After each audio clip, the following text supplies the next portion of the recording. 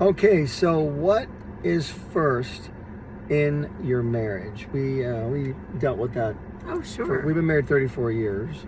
So I'll ask you a question. When we were married, we were first married, what was first in your life? Was it the marriage or was it something else?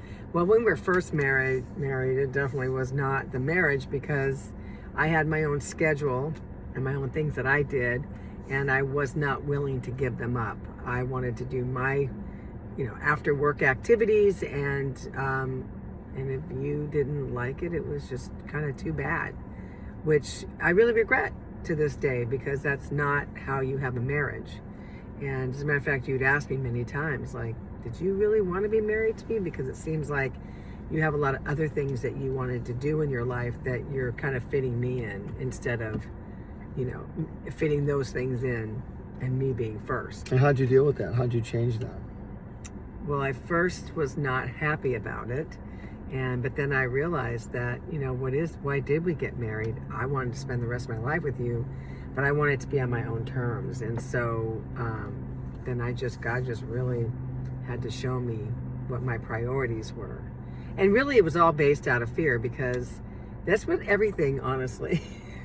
Well, we had no Based God. off We had of- no God in our life at the No. beginning. There was no one to turn to at that time as far as a Yeah. foundation or an absolute at that time. Our only absolute was us. And so at that time, when you weren't putting the marriage or me first, Yeah.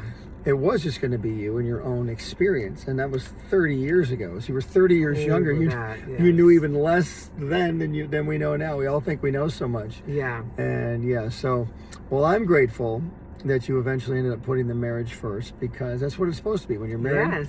to a spouse, it is supposed to be, and we had to learn this, spouse first before everything else. Because look, there's decisions I make. I don't make any decisions. I can't say the word decisions.